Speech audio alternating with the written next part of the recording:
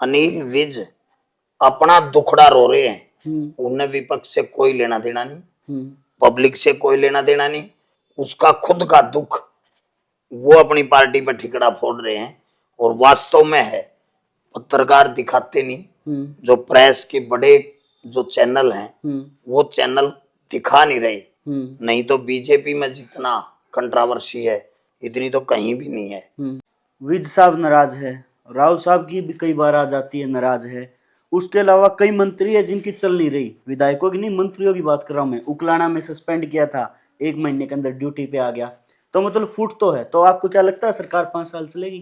तो वो तो मैं कहने लग रहा है आपने, इनको खुद को ही नहीं पता किसकी चल रही है। सब कुछ ऊपर से, सब कुछ ऊपर से, ऊपर वाला देख रहे हैं। हाँ ऊपर वाला देख रहा है, जो भी है ऊपर वाला। एक आखिरी सवाल, मंत्रियों की अफसर सुन नहीं रहे, यो के माजरा है? पहला कदे ये चीजें सुनी थी कि भाई मंत्रियों के अफसर नहीं सुन? नमस्कार, मैं अंकित, हरियाणवी लाइफ आप देख रहे हैं। हांसी में फिलहाल मौजूद है, हांसी विधानसभा को, हांसी शहर को। तेलूराम जांगड़ा जी कांग्रेस के नेता है, हमारे साथ है, चर्चा करेंगे। नेताजी नमस्कार। नमस्कार अंकित भाई, आपके सभी चैनल के दर्शकों को, देखने वालों को, सबको मेरी हाथ जोड़ के नमस्ते। मेरी और मेरे परिवार की तरफ से, कांग्रेस पार्टी की तरफ से बहुत बहुत शुभकामनाएं।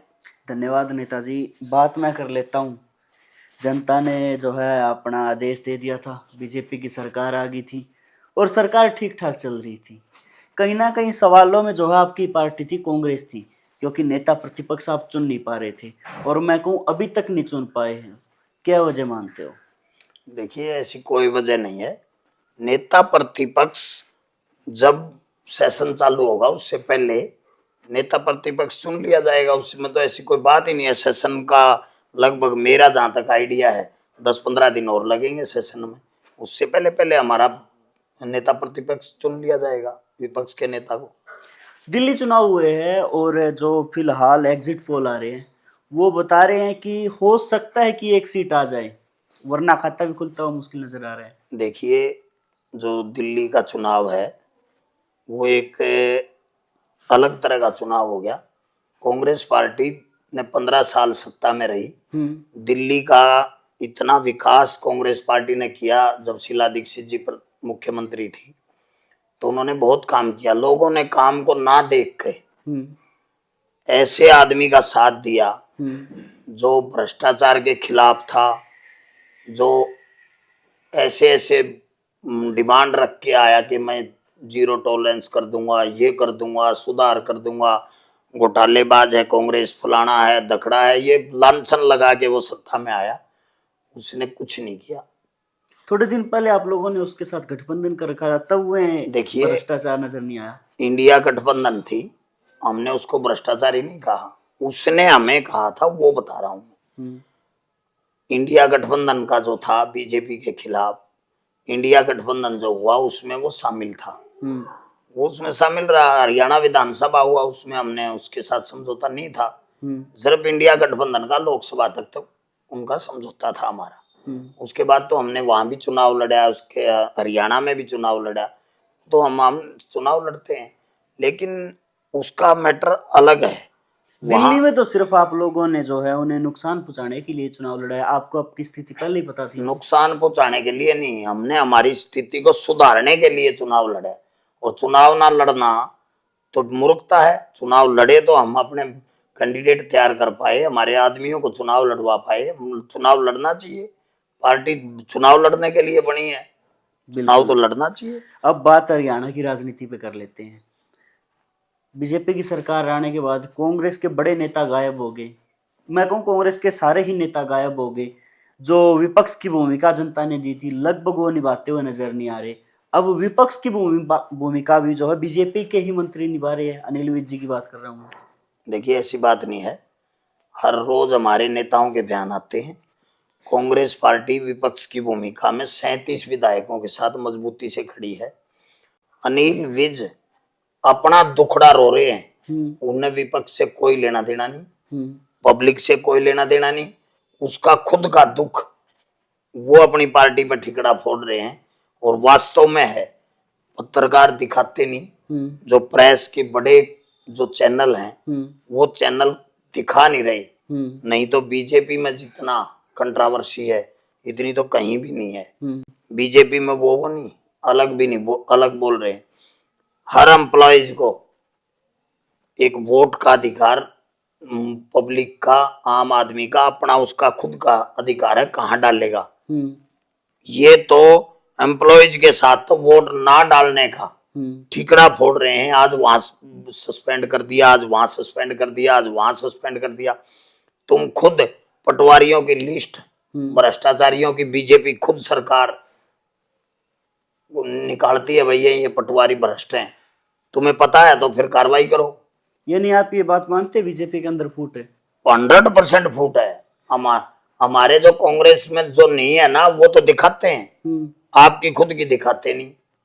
अगर फूट है तो फिर कांग्रेस कर क्या रही है? अगर बीजेपी की वजह आपकी सरकार होती और आप में फूट होती, बीजेपी तो मिशन लोटस शुरू कर देती। बिल्कुल कर देती, लेकिन कांग्रेस पार्टी का कोई भी नेता जो बोलेगा वो टीवी चैनल कोई दिखाई नहीं रहा। नेशनल चैनल सारे फेल हैं, नेशनल चैनल सारे बिकाऊ हैं। टोटली के टोटली मैं खुले मन से कहता हूँ, कोई भी नेशनल चैनल अगर ये दिखाता हो कि पब्लिक को यहाँ तंगी है, पब्लिक को यहाँ दिक्कत है। पहले चैनल था जो चौथा स्तंभ माना गया है मीडिया को, इसलिए माना गया कि वो पब्लिक की आवाज सरकार तक पहुंचाती थी कि भाई यहाँ फला जगह पानी नहीं है पीने का, फला जगह रोड खराब है, फला जगह ये दिक्कत है। ये लोगों की आवाज को वहां तक पहुंचाते थे, सरकार तक। अब सरकार की बात पब्लिक तक पहुंचाते हैं, पब्लिक की बात सरकार तक नहीं पहुंचाते। चैनल बिकाऊ है तो बीजेपी क्यों खरीद रही है? कांग्रेस भी खरीद रही है। कांग्रेस के पास पैसा नहीं है। आप देखो कल परसों के आंकड़े देखो, बीजेपी के पास कितने हजार करोड़ की पार्टी है, विश्व की सबसे बड़ी पार्टी। बिल्कुल है। इतने हजार करोड़, अगर कांग्रेस घपले करती तो 855 करोड़ रुपया नहीं होता कांग्रेस के पास। घपले जो करता है पैसे उसके पास ही ज्यादा है। पार्टी ने इन्होंने किया तो उनके पास पैसा आया। इन्होंने तो गऊ काटने वालों से पैसे लिए, गऊ की जो हत्या करते हैं, वैसे तो सरकार तो बनाई गौ रक्षा के नाम पे, और पैसे चंदा जो लिया वो गौ उन पे लिया, गौ हत्या जो करते हैं कत्ल करने वालों पे कितने करोड़ रुपए उन्होंने लिए। लेकिन इनका दीन ईमान नहीं है।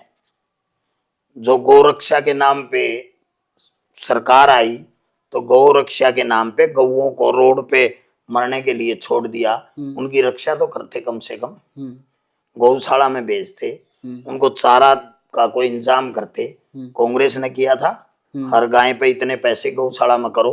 पहले गौएं रोड पे नहीं घूमती थी, इनकी सरकार आने के बाद गौएं रोड पे हैं, एक्सीडेंट होते हैं, गौ भी मरती है और इंसान भी मरता है, दोनों काम होते हैं। विज साहब नाराज है, राव साहब की भी कई बार आ जाती है, नाराज है। उसके अलावा कई मंत्री है जिनकी चल नहीं रही, विधायकों की नहीं मंत्रियों की बात कर रहा हूं मैं। उकलाना में सस्पेंड किया था, 1 महीने के अंदर ड्यूटी पे आ गया, तो मतलब फूट तो है। तो आपको क्या लगता है सरकार 5 साल चलेगी? देखिए सरकार तो इनका बहुमत है 5 साल चलेगी। अगर कोई सरकार जो हाई कोर्ट में जो रीट डली है उसके अधीन अगर ये विधायक टर्मिनेट हो जाते हैं तो सरकार को लगेगा गवर्नर शासन, तो राष्ट्रपति शासन लागू हो जाएगा। नहीं तो सरकार तो पूर्ण बहुमत है इनका। तो इतने नाराज आपकी पार्टी कर क्या रही है? तोड़ो। देखिए आपकी पार्टी को तोड़ा गया। कांग्रेस पार्टी लोकतांत्रिक पार्टी है, लोकतंत्र पे विश्वास करती है और पब्लिक ने इनको जनादेश दिया है। हमारा तो कहना यह है कि पब्लिक का काम करके दिखाए। आदरणीय नायब सैनी जी हमारे प्रदेश के मुख्यमंत्री हैं। बीजेपी के मैनिफेस्टो में 500 रुपए का सिलेंडर देना उठा था, दिया क्या? नहीं दिया। 500 रुपए का सिलेंडर नहीं दिया। बैकवर्ड क्लास के लोगों को 27% आरक्षण देने की बात कही थी, वो नहीं दिया। बैकलॉग भरने की बात कही थी, वो नहीं दिया। अगर बैकवर्ड का चीफ मिनिस्टर है तो कम से कम बैकवर्ड के लोगों का करो। चीफ मिनिस्टर 36 बरादरी का होता है, लेकिन जो आदमी जिसका नजदीकी हो, जिसका सिस्टम हो और जो वायदे किए हो उनका तो पूरा करो। कम से कम 9.5 साल क्रीमी लेयर के नाम पे बैकवर्ड के बच्चों का भविष्य खा गए। और जाति पाति के नाम पे चुनाव में जीत दर्ज कर ली, हेराफेरी ठगी से चोरी की सरकार बना ली। आप कम से कम वो बैंक लोग और जो बैकवर्ड का 27% आरक्षण है गजेटेड पोस्ट का, फर्स्ट और सेकंड की नौकरियों का, उसका पूरा करो, 16-11 में बांट के करो। आप ये लोग भाई से भाई को लड़वाने का काम करें। पिछले चुनाव से पहले तो BCA को 8% आरक्षण दे दिया, बिल्कुल दे दिया पंचायती राज में। उसके बाद BCA को म्युनिसिपल कमेटी में दे दिया। अब BCB को इस चुनाव में दे दिया कि ताकि वो नहीं आए तो वो आ जाए, वो नहीं आए तो वो आए नहीं तो आपस में। पिछली बार तो BCA B को लड़वाया, अब की बार B को और दे दिया, दोनों को कर लिया। इस चुनाव में डिक्लेयर कराया SC और DSC वो बना दिया। लेकिन ये तो भाई से भाई को लड़वाने का काम करते हैं, ये वो नहीं करते कि भाईचारा बनाना हो। भाईचारा खराब करने का काम जब से यह सरकार BJP की आई है, जब से भाईचारा खराब करने का काम करी, भाईचारा बनाने का नहीं। ये जीरो टॉलरेंस की बात करते हैं। भ्रष्टाचार तो सरेआम हो रहा है, खुद लिस्ट आउट कर रहे हैं, खुद लिस्ट आउट कर रहे हैं, तहसील में रजिस्ट्रियों पर पैसे लेते हैं, इनके खुद आदमी पेंशन बनवाने के नाम पे पैसे लेते हैं, इनके आदमी कन्यादान के नाम पे पैसे लेते हैं गरीब आदमियों से जिनके पीले कार्ड उनको कन्यादान के। CM साहब ने कहा बोला लिस्ट तैयार है, उनकी बक्सा नहीं जाओगा। बक्सा के कहा अगर इन्हें थारे आदमी BJP के आदमी BJP के वर्कर वो लेते हैं, मकान दिलवाने के नाम पे 40-40 हजार रुपए लेते हैं, कौशल रोजगार के तहत आपके लोग पैसे ले रहे हैं। तो सरकार ने तो अपनी लिस्ट बना दी ना भ्रष्ट वालों की, भ्रष्ट वालों की सिर्फ पटवारियों की बनाई ना, उनको और भी आओगी, और आओगी तो उन पर कार्रवाई करके दिखाओ। पहले डैम तो करो, पहले डैम कार्रवाई तो करो। खाली लिस्ट बनाने खाली लिस्ट बनाने से काम नहीं चलता। ये तो ढकोसले हैं इनके, इन्होंने ढकोसले करने आते हैं, इन्होंने लोगों के काम से और से कोई मतलब नहीं है। आप देखो बाहर क्यों जाओ, हाँसी पे आ जाओ। विधायक विनोद बैना रोड बनाए सारे, 2-2, 3-3 साल खुदे पड़े रहे, दुकानदारों का भट्ठा बिठा दिया। रोड बनाए, उनकी सिमट पाट गई, अब तो बजरी पाट ली।